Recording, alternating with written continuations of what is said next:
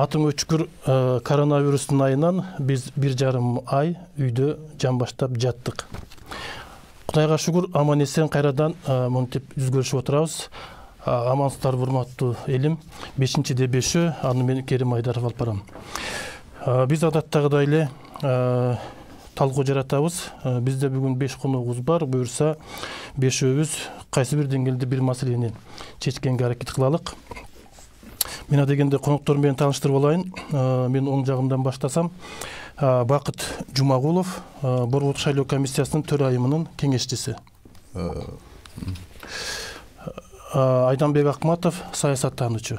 Мен политолог, мурун иштечим да. Анда бизге жаңылыш берип коюптур. Айнура Усупбекова, эксперт. Шайырбек Мамат Токторов, саясий серепчи. Куш келипсиздер, урматтуу коноктор.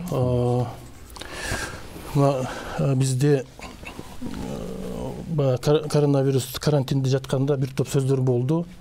Анын ичинде ошол шайлоо жакындап келатат. Анан ушу парламентте шайлоону жакшы өткөрүп алсак экен, таза өткөрүп алсак экен, байманапты баягындай башкача кишилерди алып келбесек экен, таза түз болсо экен деген кептер болду.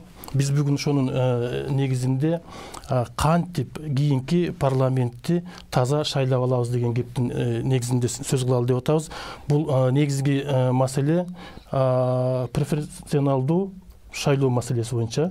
Бул жумшак же болсо түз шайлоо деп кыргызчага которуп алсак болчудай окшойт. Балким аны сиздер да чечмелеп бересиздер. Мына ушул маселеде дегенде мен Шайыр мырзага бергим келип турат.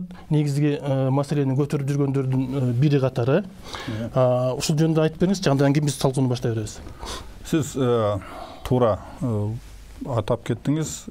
Преференциалдуу түрдө добуш берүү чыныгында түз, даректүү, сиз каалаган талапкерге түз добуш берүүгө мүмкүнчүлүк берет. Себеби буга чейин эми чындыгында азыркы мыйзамдар деле жаман эмес.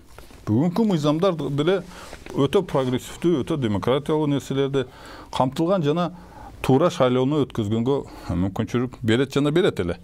Бирок баягы эле биздин бардык нерсени айла тапкан саясатчыларыбыз ошол туура башка жерлерде кынтыксыз иштеп жаткан партиялык парламенттик системанын ичинен дагы алдыңкы катарларга олигархтарды, каражаттууларды, мынакей акыркы парламенттин курамында 43% ишкер бизнесмендер, мындайча айтканда капчыктуулар, 33% экс-чиновниктер болуп келе чыкты. Кантип ошолордун ичинде эл өкүлдөрү бар деп айта аласыздар? 75%, демек 4/3 бөлүгү ошондой катмардан турат. Ошондуктан биз андан арыга жүргүзүп, андан ары эми мынча болду, дагы аны эми изденүүдөбүз да, убакыт өтүп атат, бүгүнкү шарттар өзгөрдү. Түзүгүрөөк адамдарды алып келели деп ушул преференциалдык добуш берүү же түз добуш берүү ыкмасын тандап алдык. Себеби капчыктуулар алдыга турса тура берсин, балким элдин купулуна толгон талапкерлерге тизменин ичинен эми 1 ай үгүт иштеринин аралыгында ар бир аңсезимдүү адам бир талапкерге токтойт. Кантип? Тизменин ар бир шайлоо участогунда катышкан партиялардын тизмеси толук жарыяланат. Аны бир эле бюллетенде 120 номурлар турат, ар бир номур ыйгарылат ар бир талапкерге. Ошондо ал тизменин ичинен биринчи ондукта, 15-тикте, алтын орундарда эмес экенине карабастан, ал 97-чи орунда турса деле, калктын көпчүлүгү ошол азаматка добуш берсе, демек ошол талапкер мындайча айтканда праймериз алдыга тизме автоматтык түрдө сүрүп чыгарат. Алдыдан орун берет. Биз каалаган талапкерибизди ошол жерден шайлай алабыз. Анын неси жаман? Түшүнөм, идеалдуу мыйзам жок. Мунун да каршылаштары бар, бирок биздин талап, биздин максат каршылаштардын пикирин кошуп, кандай болсо да балким булардын айтканы туура, бирок адилеттүү эле шайлоо болсун деген жалпы максат. Болгону баруу жолдорун менимче бүгүн талкуулайбыз. Каршылар барбы? Ким каршы? Каршы эмес, мен айтып кетейин, ушул демилге негизи ошол убакыттын мезгилдин талабы деп айтып койсок болот. Анткени бир эмес канча бир демилге чыккан ошол преференциалдуу система боюнча. Бирок биздин парламент ушул 6-чакырыш эң эле алсыз парламент деп айтып койсок болот. Анткени 2-3 жылдан бери ошол идеяны талкууга чыгара албай, талкууну жаратпай элдин арасында, анан ошол мына келе жаткан парламенттик шайлоого ошол демилгелер өтсө, анда мен оюмча баягы шайлоо чаң тополоң менен кайрадан кайра башталат деп ойлойбуз да. Мен бул мыйзамга, вообще бул идеяга каршы эмесмин. Мен толук колдойм. Бирок бир дагы демилгечи өзүнүн системасын эң башынан аягына чейин тактап защита кыла алган жок. Анткени биринчиден регионалдуу фактор көтөрүлөт, эч ким аны эмесин четке чыгарган жок. Гендерный фактор боюнча учет эч ким бере алган жок. Эми баягы национальный, анан молодежь ошолорду санабай эле коелу. Мисалы үчүн эч бир демилгечи мындай ошол нюанстарды учет менен алган жок. Анткени азыркы убакытта мына мисалы үчүн эң акыркы демилге Сулайманов демилгеси. Бул бүт демилгелердин арасынан эң жеңил, эң оңой деп ойлойбуз да. Эми мындай өзүнүн идеясы дагы жакшы. А бирок ошол эле убакта ким гарантия берет? Эртең мисалы үчүн көп шайлоочулар кайерде? Ош область менен Кара Суу областта турат, туурабы? Эртең бүт парламент жалаң эле Ош, Кара Суунун өкүлдөр менен толуп калбасын. Ошол коркунуч болуп атат биринчиден.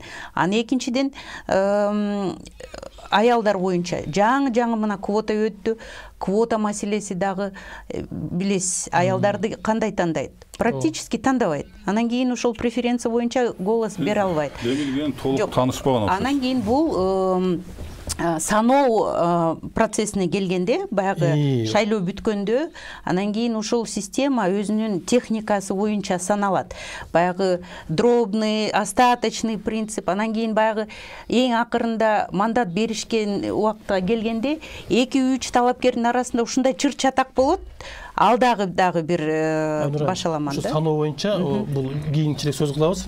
Азыр ушу аймактык маселе, гендердик саясат деп атпайбыз. Ушул жанакы идеяда жобосу барбы, жокпу? Жок, чындыгында мен мисалы үчүн аймактык Кара Суудан же Оштон көп добуш алып берилип калат, ал жерде көп дегенге туура эмес.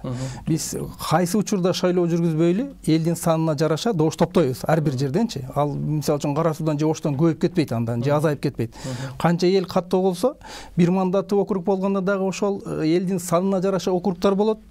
Партиялык болгондо деле элдин санына жараша ар бир жерде добуш берилет. Бул немесине келгенде, азыркы шайлоону өзгөртүүгө келгенде, ооба, былтыртан бери бул маселе көтөрүлүп жатат. Мурдакы шайлоо системасы чындыгында алганда бул мындай тоталитардык таңуулоочу да, тоталитардык коррупциялык. Себеби партиянын лидери баягы тоталитардык бир метод менен тизмесин түзөт, коррупция аралашкан, ким акча берсе. Аны ошонун айынан биздин партиялар түзүлүп келип жатты. Азыркы преференциалдык система дегенде мына ушул элементти гана жоготойлу деген бир аракет бар.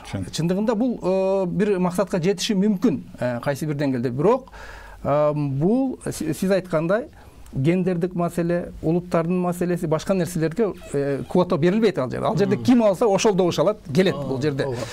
Бул нерсе мен оюмча бир алдыга жылыш үчүн жанагы 9 биздин аймактык округтар. Карап көрсөңүз, ушундай ыкма менен шайлоо өткөргөн Литва бар, бизге мындай жакын. Латвияны, Эстонияны алып көрүңүз, бардыгында округтар түзүлгөн. Аймактык округтар түзүлгөн.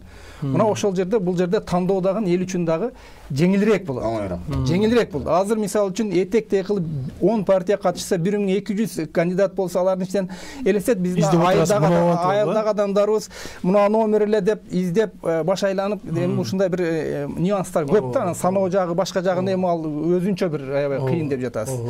Ошондуктан эгерде округтар болсо, аймактык округтар болсо, ал жерде саналуу талапкерлер чыгат. Алар мисалы үчүн Баткен шайлоо округу деп койсо, ал жерде партиялардын тизмелери дагы өзүнчө бир чектелүү болот. тандоодо саноо бардыгы жогу. Бул жерде бир жөнөкөйрөөк дурус болот. Бирок менин психологиясында ушул оңойраак экен да. Оңойраак. Бирок менин жеке оюмда бул дагы нерсе бул идеалдуу эмес. Бул эгерде мисалы үчүн элестетиңиз, бир кандидат аябай добушту алды. Шайырбек сен айткандай, ал міне 50 миң алды мисалы үчүн, же 100 миң алды. Бирок партиясы өтпөй калса, ошонун баары күйүп кетет. Күйүп кетет. Ошондуктан партиянын курамына татыктуу адамдарды кийирүү керек. Да. Бирок андай болбой да калган учурлар көп. Ошондуктан идеалдуу, мындай жөнөкөй, табигатка жакын шайлоо системасы бул кандидаттарды партиялар да көрсөтөт, бир мандаттуу округтардан. И жеке инсан дагы көрсөтөт. Эгерде партияң күчтүү болсо, ал ар бир жерден өзүнүн кандидаттарын өткөрүп алып келет. Бул табигый тандоо. Бул сиздин идеяңызбы? Менин идеям. Башка эч ким айта элек. Башка эч ким айта элек. Анда квота жөнүндө унутуп коесоңуз болот. Бул экөөңөрдүн берген эмени, идеяларды ГНДР ушулардын баарын унутуп калат. Долбоор менен толук таанышпаптырсыз. Жок, сиз антип айтпаңыз. Мен тааныштым, бүт идеяларды. Кечирип коесуз, сиз айтып атасыз да, татыктуу талапкерге добуш берет. Жок, кечирип коесуз. Подождите, можно послушать? Татыктуу деп атасыз. Азыркы убакта, жок, азыркы убакта, жок, сиз уккан жоксуз. Мен сизди угуп, сиз гендерди квота сакталбай калып атат деп жатасыз. Аялдар 2 добуш алсаңыз дагы алдыңкы орунда 4-чү орун аял болот. 4-чү орун кадимкидей квота менен аял киши болот. Ал отсылочный норма, ал азыркы действующий нормага берилет. Бирок ошол эле убакта, мисалы үчүн, татыктуу деп айтып атасыз, азыркы убакта. Бул негизи эфемерное представление, да, татыктуу деген. Мисалы үчүн, азыркы убакта шайлоонун добушун сатып алуу менен маселе чечилбесе, анда акча эле бүт преференция ошол акчага кетип калат. Караңыз. Ошондуктан кечирип коесуз, мен сүйлөп атам.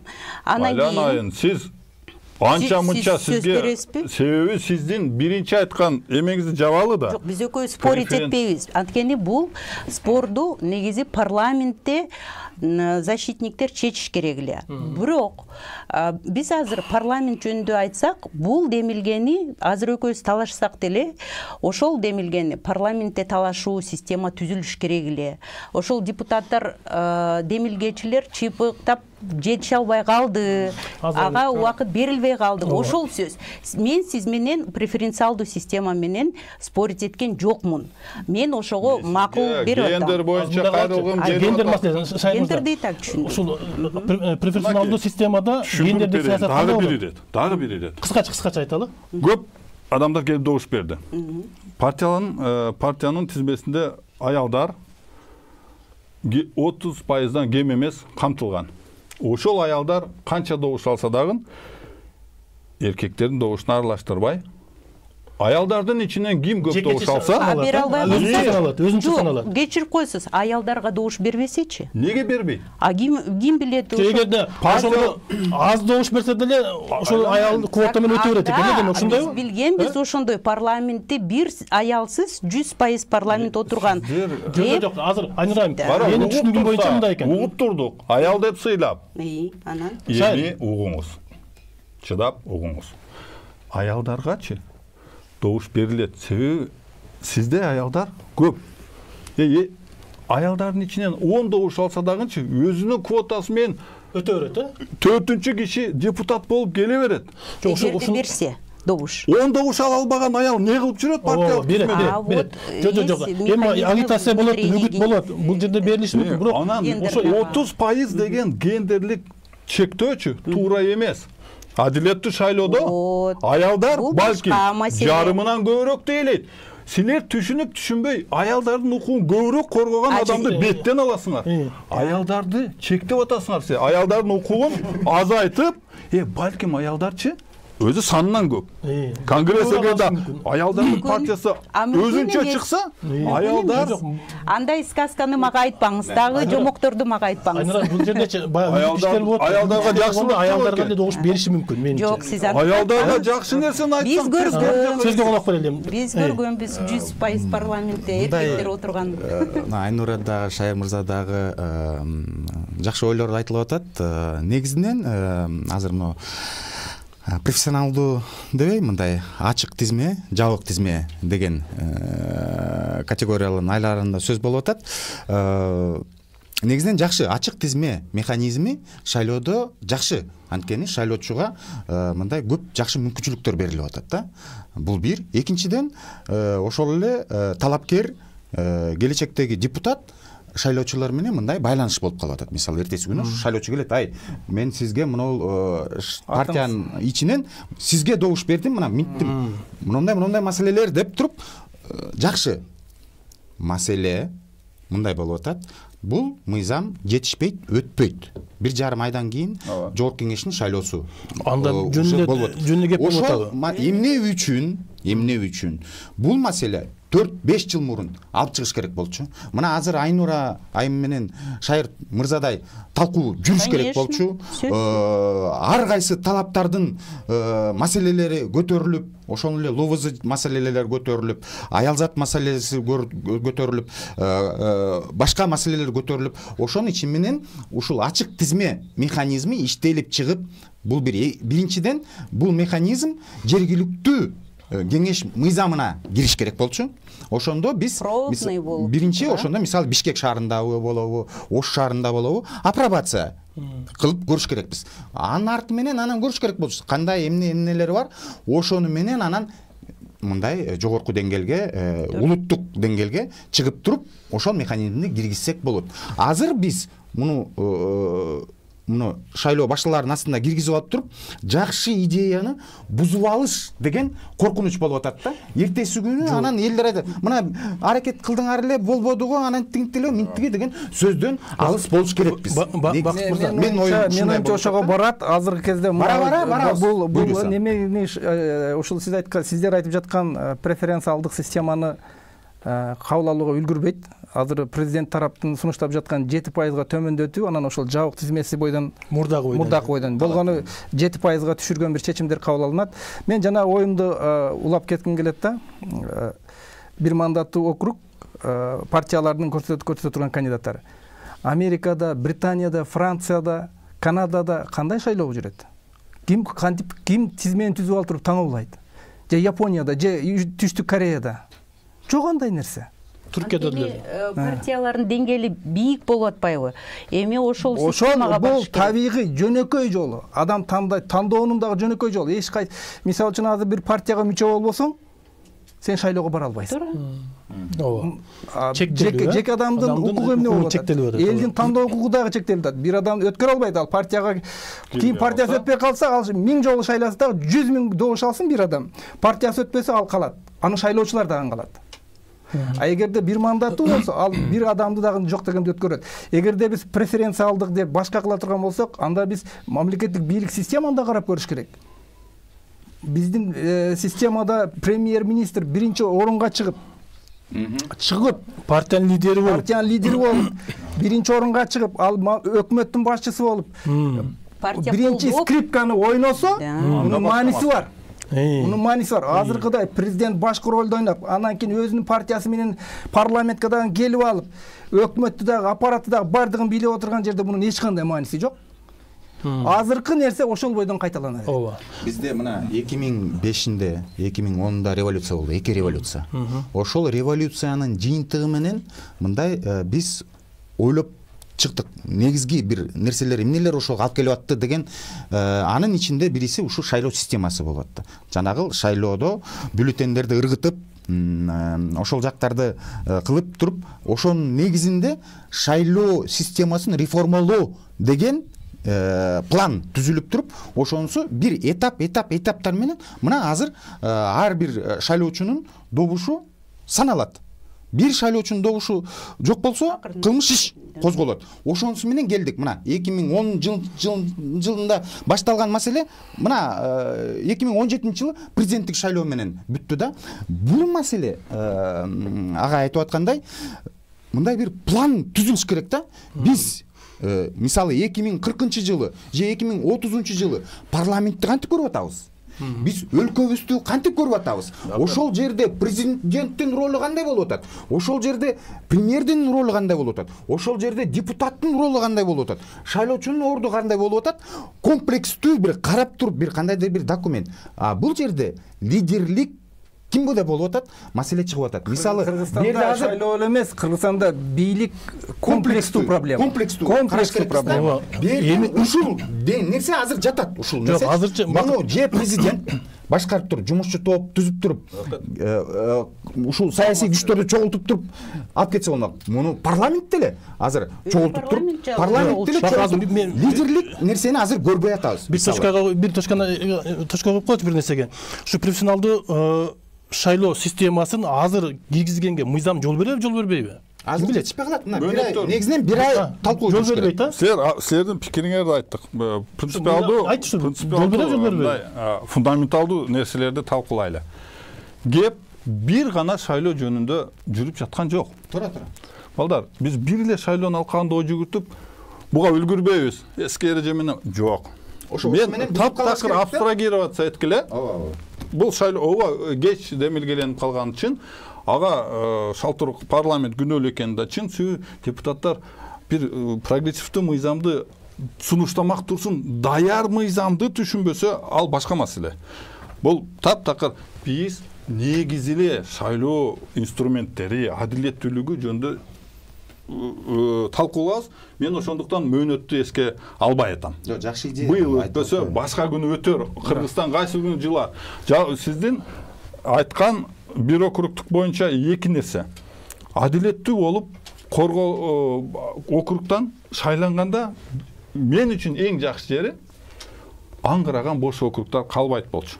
Айдын аягындагы бир жума округтагы жумуш деп мыйзамда көрсөтүлгөндөй депутат барып, шайлоочу түз, аны менен байланыш. Элдин өкүлчүлүгү деген маселе бар да. Биринчи конституцияда эң талап бар. Өзүнүн округуна партиянын өкүлчүлүгү эмес, элдин өкүлчүлүгү. Ал чындап эме кылды. Бирок ошол жерде аялдар чырылдаган. Себеби округтардан аялдар көп түрдө өтпөй калат экен. Квота жок деп. Жок, бул жерде эмне болот да? 30% эме жергиликтүү эме эл шайлап 70%-ын партияга берип койсо болот эле да. Мына Шайыр айткан эмеси мен ага макулмун, бирок мындай болуп атпайбы? Азыркы убакытта негизи бул система, пропорциональный система, шайлоочу привязка ар бир округуна болбош керек деп ошол идея менен келген да. Наоборот, ар бир талапкер негизи бүт Кыргызстанды көзөмөл кылып, өзүнүн андай болгон жок, анда бул иштеген жок. Округтагы маселени пока азыр айтыш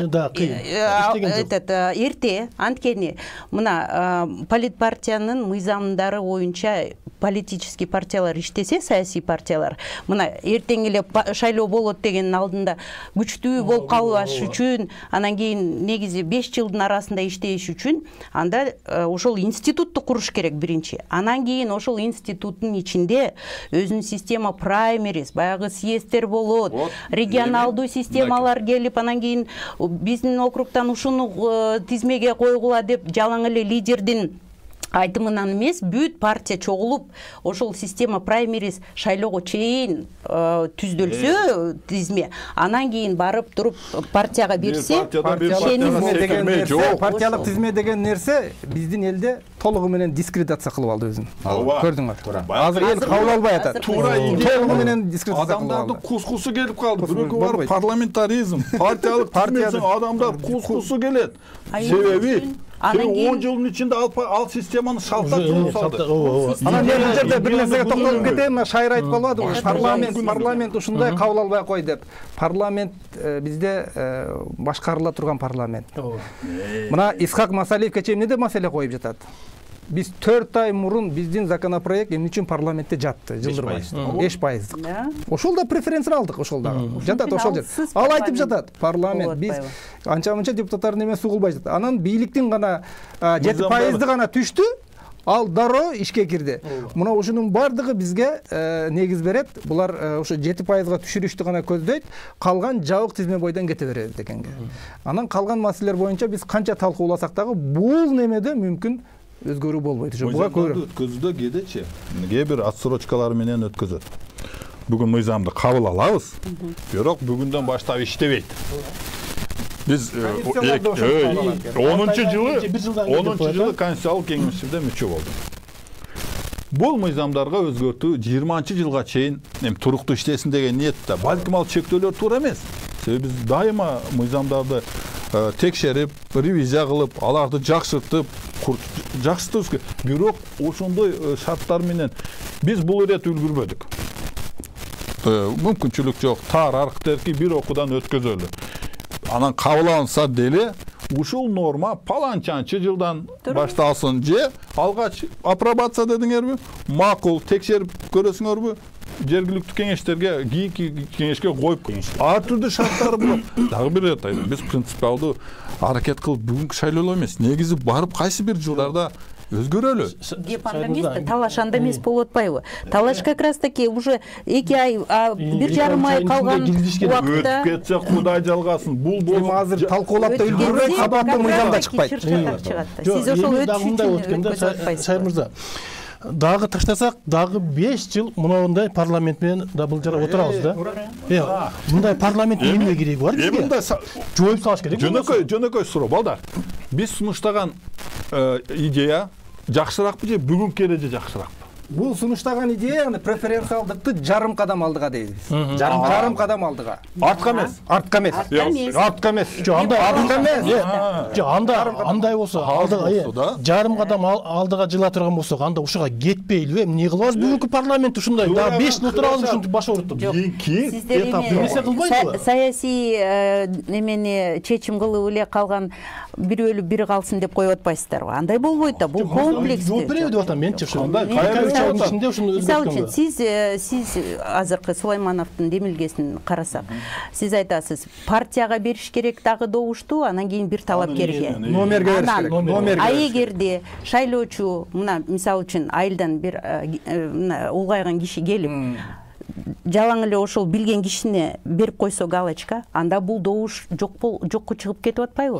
Партияга добуш бербей коет да? Мыйзамды жакшы түшүнбөптүрсүз. Эгерде добушту жалаң эле талапкерге берсе, партияга галочканы койбосо, анда бул жараксыз. Ошон үчүн бул дагы бир добуш жокко чыгып атат да. Уже вы теряете дагы бир. Бул маселени ошондой недочеттор кечирип коесуз. Ошондой недочеттор көп болуп атпайбы? Принцип өзү ушул идея жаман эмес. Мен эң башынан айтып келатам. Преференциалдуу система эң прогрессивдүү. Бирок эч ким, эч бир демилгеде ошондой майда механизмдер жок болуп атат. Бул маселе майда маселе. Ошол партияга добуш бербей эле бир кандидатка добуш берип койгондон кийин бюллетень жараксыз болуп калат деген маселе. Бул жана үгүт иштеринде айта турган маселе. Элге түшүндүрсө болот бул маселе. Муну көйгөй проблема кылыштын кереги жок. Билгенбиз, көргөнбүз ушундай. Эми муну айтса болот, элге түшүндүрсө болот. Айылдардагы арканда адамдар түшүндүрүү иштери да кыйын да бул. Жок, түшүндүрөт. Качандан бери киришип калдыңыз? Сизди вообще биринчи жолу мен көрүп атам шайлоо процессте. Биринчи ирет көрүп атам. Мен 2 ирет жогорку кеңешке талапкер болдум. 2 ирет шайлоонун. А сиз партия кайсы партиядан сиз чыккансыз? Ата журттан. Азыр кайсы партияга кетип атасыз? Чечиле элек. Вот, видите, сиз ойлоп атасыз, кайсы партияны кандай колдойт. А бирок жеке шайлоочу сизди тааныбайт, көп деле тааныбайт. Фейсбукта тайнысы, болуп турду. Анда кантип сиз парламентке киресиз? Эгерде сиз защищенный тизме менен кирсеңиз, кеченки мына Жанар Акаев келген, жаш муундар, Никитенко келген, квоталар менен келген. Алар эмне, ким билген аларды? Бул шайлоого парламентке келип, өздөрүнүн профессионалдуу достойный болуп карабай, оппонентти шайлоочу катары карап көнүңүз. Мен айтып атам, адамдар мени тааныбайт. Адамдар өзү тааныган жана каалаган жарандар бар. ошолор шайлоого барасыз. Эгерде сизди тааныбаса ушул норманы кантип сиз кайдан билесиз мен барамбы барбаймбы? Сиз айтып атпайсызбы? Мен уже 2 жолу талапкер болдум. В общем, бул маселе талаш эмес. Бирде биз бул маселеге бул идея жакшы, жарым жакшы, мындай в целом да жарым кадамдыгы жакшы. Анан ошон үчүн аны срочно киргизиш керек деген бул туура эмес өтө подход да. Туура эмес подход. Бирде мисалы анан парламенттин сапатын айтып атабыз. Парламенттин сапатына болуп калган түзмө түз мен айтарым шайлоочулар күнөөлүү. Шайлоочулар добушун сатып ошол жерде эле жанагы агитаторлор иштеп ар бирөөсүнө технологиянын бардыгына белгилүү да. Ошол жерге барып туруп иштеген, ошол жактарды да караш керекпиз. Ошол нерселерди карап туруп, азыр саясий партиялар тизмелерин ошол принциптерди карап туруп түзүш керек. Күчтүү инсандарды алып келсе, система өзгөрүлдү. Мурункудай жок азыр.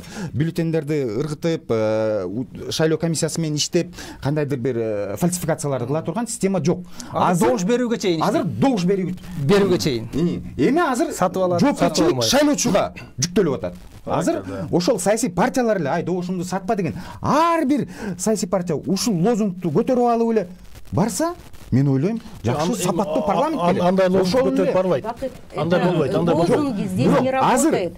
Азыр ошол азыр парламенттин сапаты деп туруп, анан срочно бул преференциялык системага өтүш керек деген бул туура эмес. Биз в целом шайлоону бузуп ташташ мүмкүнбүз.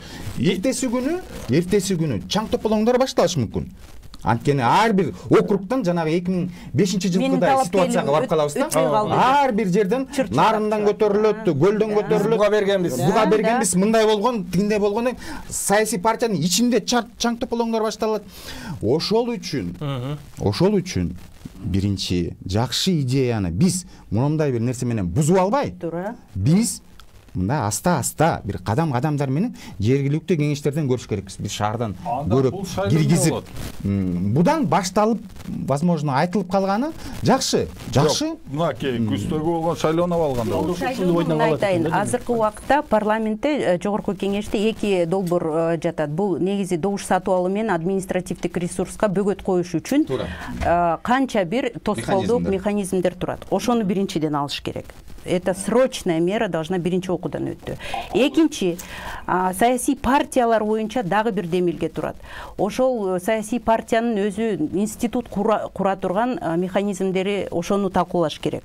Ошол өтүп калса жакшы. Анткени мен көзүмдө жетпей атат, бирок өтпөй калса, анда эмки келген парламентте талкуулап, анан кийин ошол преференциалдуу системаны талкуулап, жок эми ошо айтып атпаймынбы? Мыйзам азыр ошол убакыттын талабына жараша болот да, ар бир мыйзам. Чындыкты айтып келсе, действительно талапкер өзү ошол өзүнүн добушту билген эмеге беришке талап болуп атат. Бирок механизмдер жок. Ошон үчүн азыркы убакта шашылыш түрдө ошол демилгелерди алганга эч мүмкүнчүлүк жок деп ойлойбуз. Алынган убакта кийин абдан механизмдер болуп атат да. Канча өзгөртөлүү эме кылайлы, бизде мына көрүп атасыңар, Кыргызстанга, Молдовага, Украинага бир мындай мамлекеттик түзүлүш системасы таңууланган.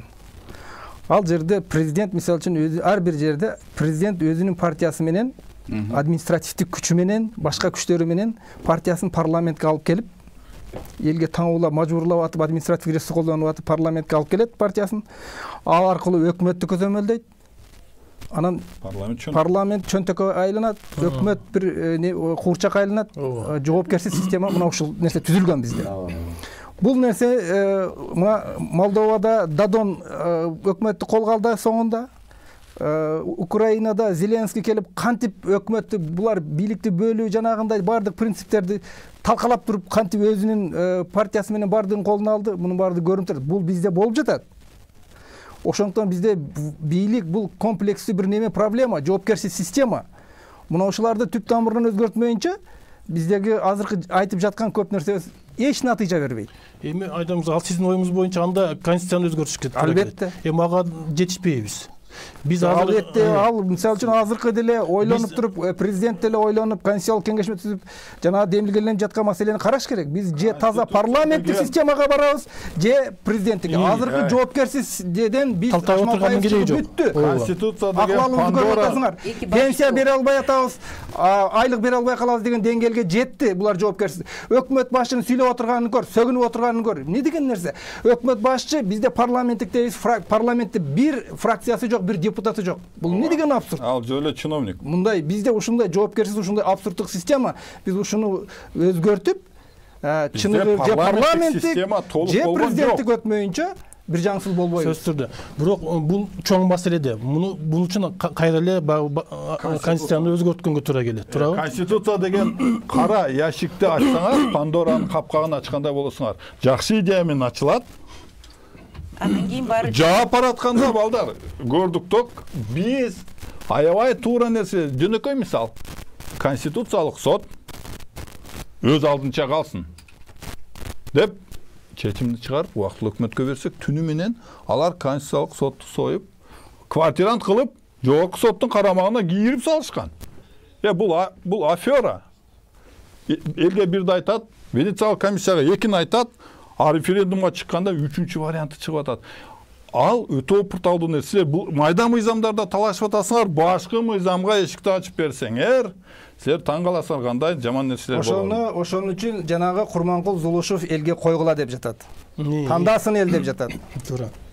Эл өзү президенттикти каалайбы, парламенттикти каалайбы? Эл чечкенден кийин ошого жараша конституция жазылат. Түпкүлүгүндө Зулушевдун парламенттикти каалабаса, анан кийин президенттикти каалап калса эмне болот? Мына караңыздар.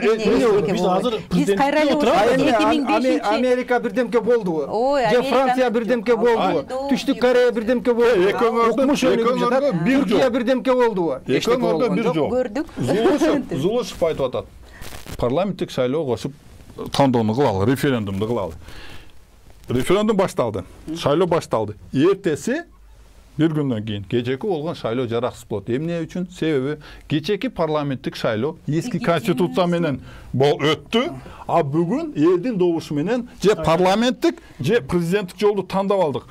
В любом случае, кечеки шайлоо легитимсиз. Доша коюп жатканда оговорка кылып жазып коет. Була эме бүткөн чейин сакталат деп. Ал маселе эмес. Ошондуктан бул эки маселе же шайлоого чейин чечилиш керек, жаңы эрежелер менен, же референдум шайлоодон кийин болуу керек. Бирок Армения ошентип эле чечип койгон.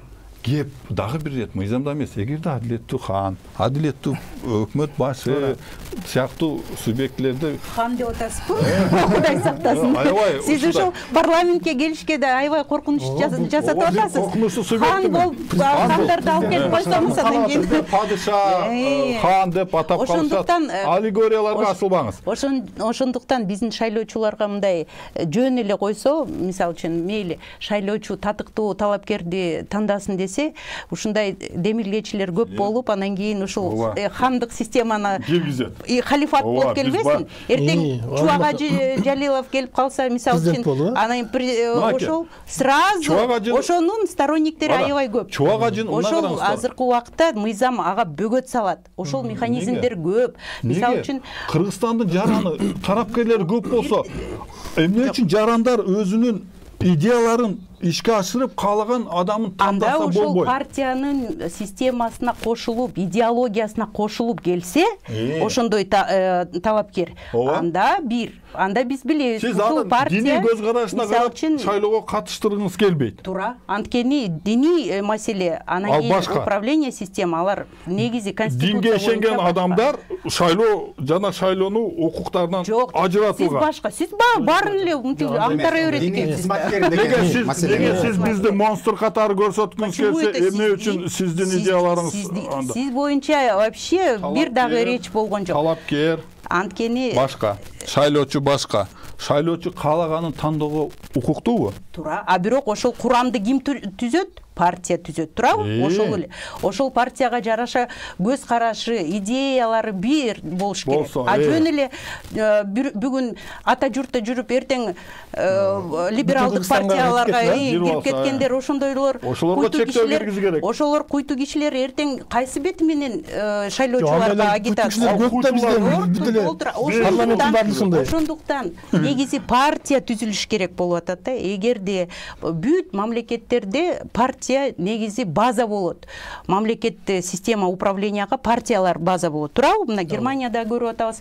Алар канча жылдан бери бир партиянын идеологиясын алып барып келатат.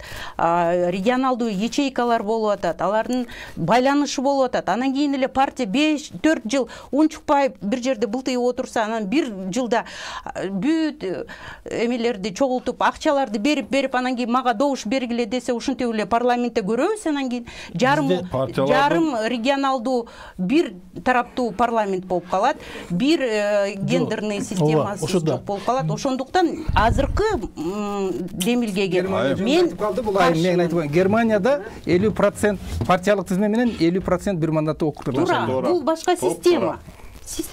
Элдин өкүлчүлүгү маселеси дагы чечилет, партиянын өкмөт түзүү маселеси дагы чечилет. Алардыкы земле менен аябай тыкыз. Бул жердечи дагы эмне бар? Баягы округтан шайланган депутаттар кадыр барктуу, анан личность болгон. Туурабы? Илгери билесиз да, ар бир депутат президент менен жекеме-жеке сүйлөшө алчу. Керек болсо мурдагы парламентте президент чакырчу, парламентке келсин депчи, отчет берсин, айтсын депчи. Келгенден кийин президентти такалашчу. Кийинки системада президент келбей калды. Келбейт дагы. Бир да депутат чакыра албайт. Чакырганга жокуда жетет. Президент өзү бардыгын тизмелеп түзбөй отурса. Ошону айтпайм. Мына ошол жерде парламентте дудук кылган система ушул болду. Мен ошону айтып коесун. Кечирип коесуз. Ага ким макул? Сиз, мен, коом макул. Коом ушундай акыбалда калды. Андан тышкары лидерлердин партиялары дагы президентти өтө күчтүү кылып койгон. Президенттин полномочиясында бардыгы бар. Биздин коом ошондой акыбалда калды. Бүт лидерлер азыр очередке туруп алышты. Кайсы бир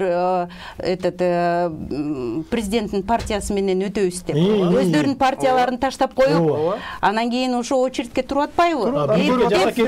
Эптеп эле парламентке өтүп калам деп. А эгерде ушундай преференциальный система болсо, кечирип коесуз, бизде административдик ресурс кандай укмуш иштейт, туурабы? Бүт госслужащийлерге ушуга добуш бергиле деп койсо, кийин ошентип кантип ошол татыктуу адам биякта эле калып калат. Анын мүмкүнчүлүгү жок болуп калат. Дагы акча иштейт анда. Дагы акча иштейт. Мен ошого айтып жатам. Биз 2000-жылы бир мандаттуудан шайланганда жок дегенде 20-30 адам шайланып келген. Ошол Текебаев, Малмаров, Токтопурсун мен айтып бүтөйүнчү. Ошолордун бардыгы келген. Күчтүү саясатчылар болгон. Биздин парламент ошондой күчтүү, азуулуу болгон. Президент ошондо чакырылган. Себеби алар эл шайлаган, эл менен байланышы болгон. Азыр партия менен келет же президенттин бир ишарасы менен келет. Ал алдын ала тигилердин алдында жөргөлөп мындай коркуп отурат. Мында парламент эмнеге жарайт? Айданбек мырза, мында окуганда олигархтар мынчалык көп эмес болчу. Ал кезде шайлоочунун табияты башка болчу.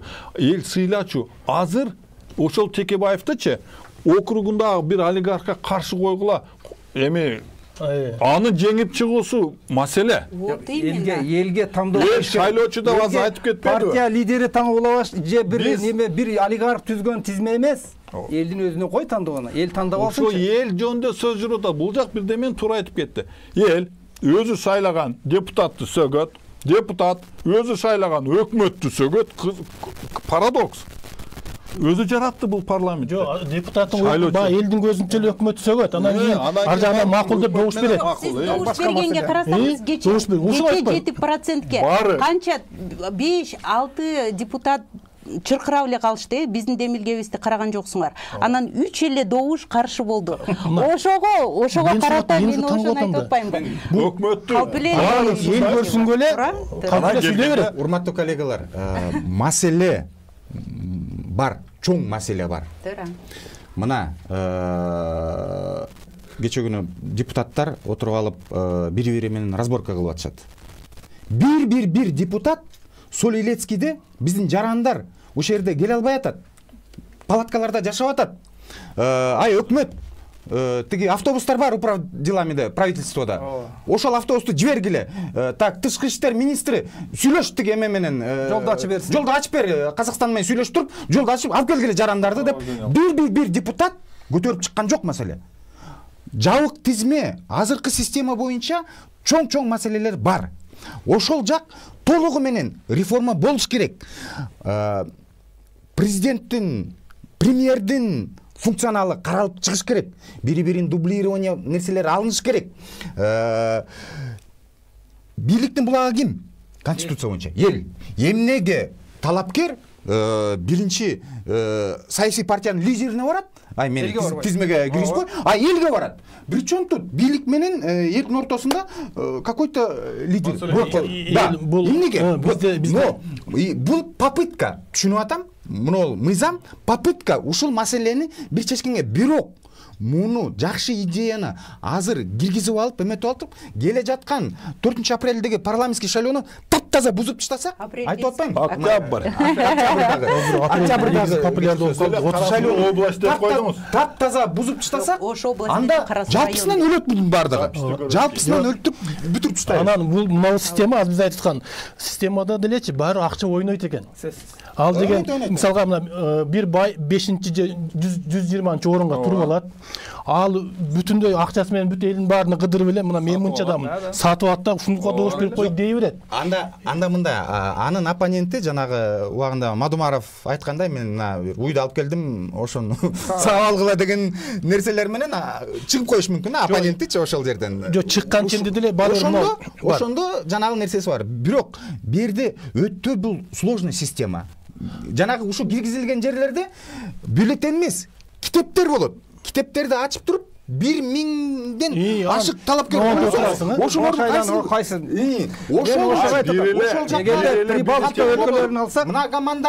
Многомандатный боюнча киргизгенде анда административдүү территориалдык реформаны өткөрүш керек.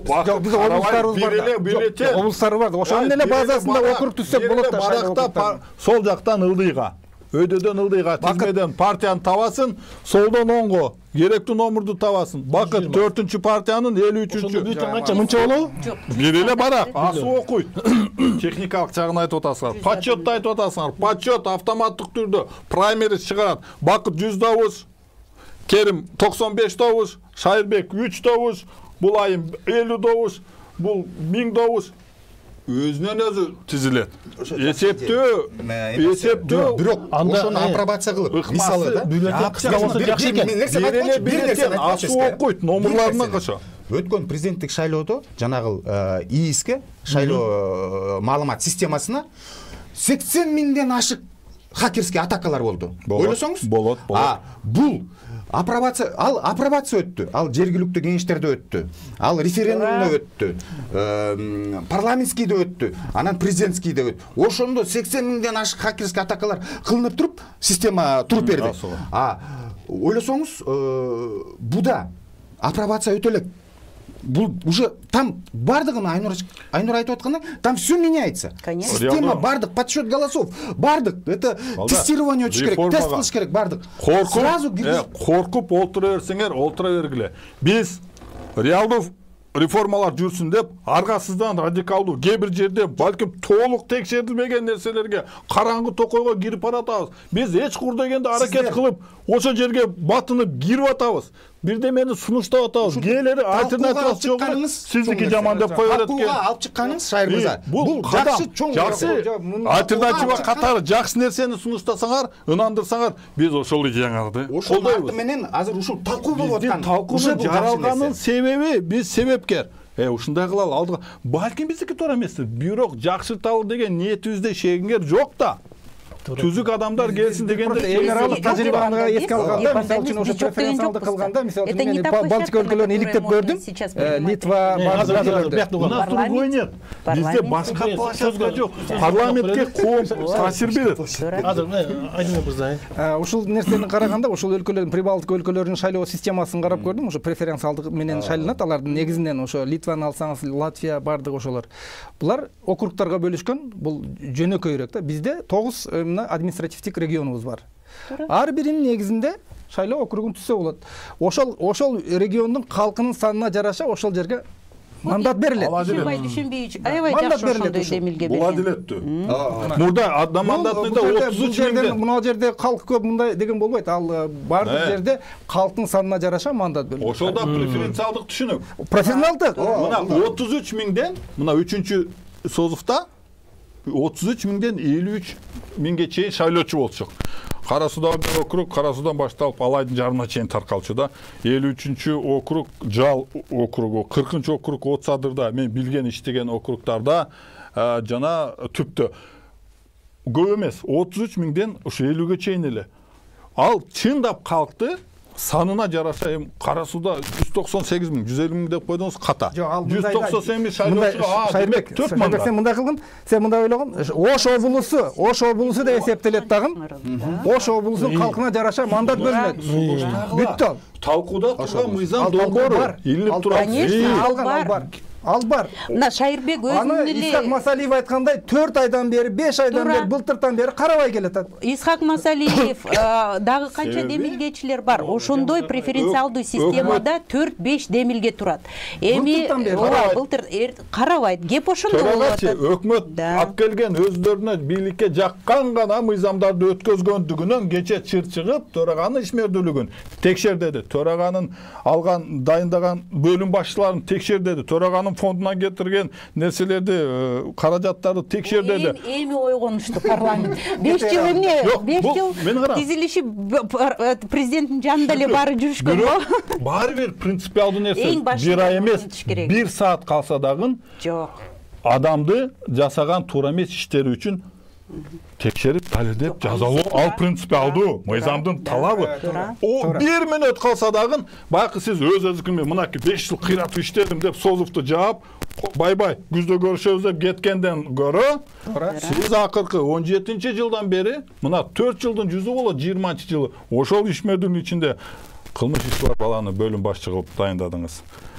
Сабатсыз баланы алып келип аппарат жетекчиси биз иштегенде Радбек Бакиевич деген рукапарат бар эле. Ал деген эми реалдуу биз үчүн бир тоодой мындай адамдар болчу. Негизи ар бир профессионалга аябай уважение болчу. Анткени жалаң эле мындай базардан алып келип коп койгон кишилер жок эле да. Эшегине жараша тушак деп коет. Бизде сабатсыз, баягы саясий деңгээли төмөн адамдарды биз жогорку кызматтарга коюп алдык да. Лидер келе элек. Бизге төрага болобу, парламент болобу, эми өкмөт болобу, лидер жок. Лидер жок, баардыгы көз каранды адамдар. Андан эмне чечилет? Чечилбейт. Парламентте мына ошону менен биз төмөнгө бурдук. Башкаруучу адам дагы кичине бир салаваттуу, акылдуу, Кыргызстандагы болуш керек эле. 3 негизги бийлик куртагынын жетекчилери баары чиновниктер. Бирөөсүнүн артында бир мындай реалдуу саясий күрөш тажрыйбасы жок. Бир партияны сүйрөп парламентке бир ирет кирген адамдар эмес.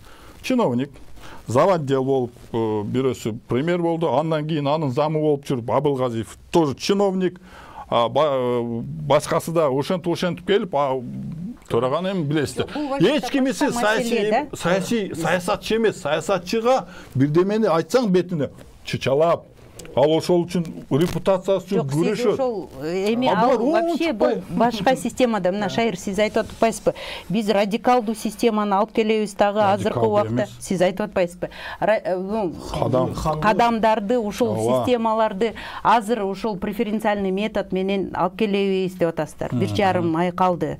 Ошого сиз маселе негизи, Керим, сиз ошол маселе менен чакырдыңыз да биз. Бул реалдуу же реалдуу эмеспи? Өзүңүз айтып көрсөңүз. Эми 1,5 ай ичинде, 1-2 ай ичинде. Кеп мындай болуп атпайбы? Талкуу жүрүш керек. Да, жок, даже талкуу эмес. Уже смотрите, просто убакыт активдүү позиция 1,5 ай эң көп болгон парламентте. Азыр ошол демилге, кстати, мен айтып кетейин, вообще преференциалдуу системаны мен колдойм. Мен ага каршы эмесмин. Бирок сиздин көзүңүз жетип атабы ошого? Ал парламенттин активдүүлүгүнө тилекке каршы ошого байланыштуу.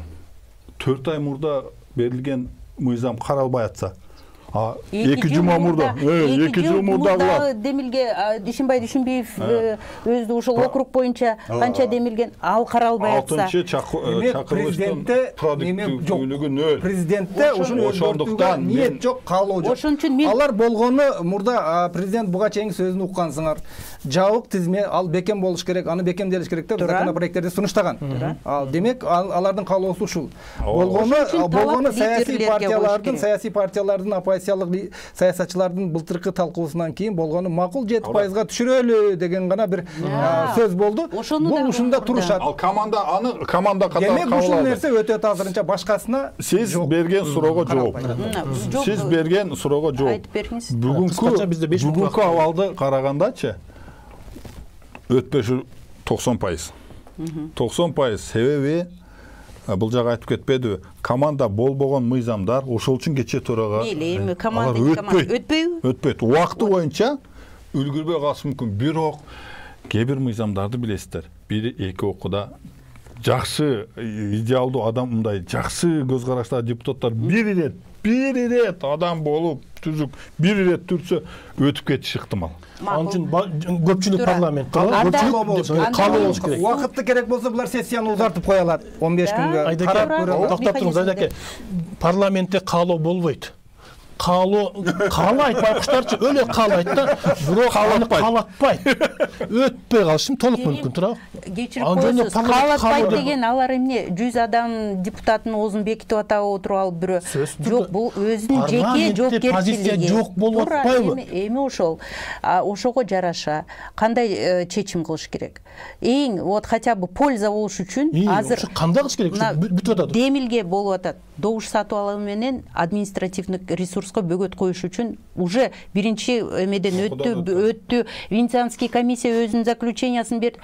Жок дегенде ошону кабыл алып беришсе, анан кийин ошол политпартия боюнча кабыл алып беришсе, кийинки мүмкүн парламентте мындай келген, мисалы үчүн сиз келесиз го парламентке, ошол демилгени широкий массага алып келип, ар бир системада карасаңыз, анда ошол кадам өтө турган деп, мындай разумный решение менен мен сизге ошону кайрылып аткам. Разумный решение байкуш. А эгерде 5 жыл 10 жылдан бери иштеп атат, айтылып атат да, бирок ишке ашпайт да. Дагы 5 жыл күтөбүз да, эгер ушул система менен кайра кетип турабы? Кече одону бузум болду.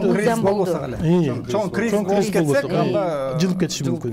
Жок, кризис болуп эл кайра шайлоо талап кылып, булар ошондой болбосо калган ушул бойдон калабыз. Эл мына келаткан парламент кайра сапаты маселеси боюнча көтөрүлүп чыкса, Айдын мырза айткандай кризис болуп кетиши мүмкүн. Анда жанагы ошол саясий шайлоодо катышкан партиялар башка көчөдөгү күчтөрдү чогултуп, ошол саясий кризистер, ошол процесстер жүрүп кетиши мүмкүн да. Саясий активдүү ошондо тандалган, бул кайра эле 2005 жылкы сценарийде, эгер ошондо тандалган парламент мындай сапаты менен көчөдөгү саясий күчтөргө жооп бере албай калса, анда кайра шайлоо болуп, парламенттик системаны тандоонун негизги принциптеринин биричи талкуулар, талашуулар парламенттин ичинде болсун деп күчтөрдү баш бириктирип, биз партия болуп, команда бир талаада футбол тепкендей ошол жерде талашалы дегенбиз. Эгерде саясий күчтөрдүн бир бөлүгү сыртта калып калса, талаш сыртта болот. Анда эч ким кепилдик бере албайт, бир нерселер болот. Анда кийинки шайлоодо тосоолорду 9 кылып, 11 кылыштын кажети жок, 3 кылыш керек. Бааракелде кириш керек. Баракелде. Ошол добуш рекомендация международный эл аралык система 5% деген демилге да турат. Ал да өтпөй турат. Азыр ушу 7-ге өткөнү деле кийинки шайлоону ушундай абалда өткөзүшсө, биз ал шайлоону жарым кадам, бардыгы жарым партия. Мага бир ой келди. 10 партия келсин, 15 партия келсин. Мага бир ой келди. Жана профессионалдуу шайлоону кое туруп, демек бул өтпөйт деп атабыз, убакыт аз калды деп. Эч болбосо, балким, эч болбосо жана 7% дегенди 5%га, 3%га түшүрүп койгон техникалык маселе да, оңой болмок. Ал деле жакшы. Оңой болмок дагы, кичине болсо дагы элде түшүнүктүү команда берип койду. 5-ке түшкөн. 5-ке же 3-кө түшүргөндө жакшы болмок да. Карасаңыз, бул демилге демилгени порог боюнча, босого боюнча, бул парламент өзү кабыл алган 9%-ты эч ким анын колун бураган жок. Бураган коюңузчу. Бураса дагы алардын өзүнүн жеке чечими бар. Парламент өзү чечет деген жооп берди. Мени түшүнүп жок анда. Ладно, чечим акырында парламентте болобу? Жоопкерчилик парламентте. Бирок азыр мейли, азыр 9%-тен же тиги демилге кече чыкты. Одоно бузуу аны действительности ошондой болду. Анткени 3-4 ушундай демилге турат парламентте, бирок алар башка ушул преференциалдуу система менен кыстырма болуп калып атпайбы?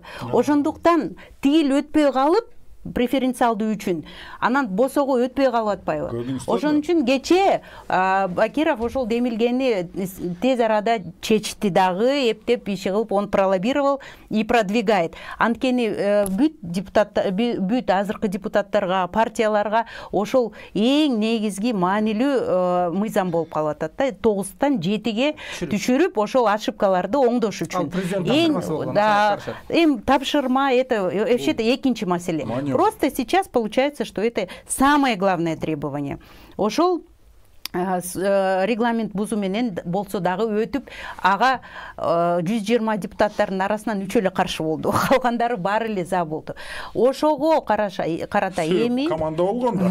Ого карата эми ошол добуш сатып алуу менен ошол административдик ресурска бөгөт койсо, анда хотя бы ушул шайлоо, келе турган шайлоо партиянын ичинде праймериз кошулуп, баягы талапкер мындай татыктуу талапкерлер менен тизмени койдурса, анда шайлоочулар ошол партияга добуш берет. Анткени шайлоочулар дагы аябай тажады ушундай талапкерлердин арасында. Бул негизи ушул оптималдуу система деп ойлойм азыркы убакытта. Урматтуу коноктор, бизге бөлүнгөн убакыт бүтүп калды. Биздин максат ушул кийинки парламент элдин үнүн уккан, эл ишенген жакшы парламент болсун деген максатта гана кеп кылдык деп ойлойм.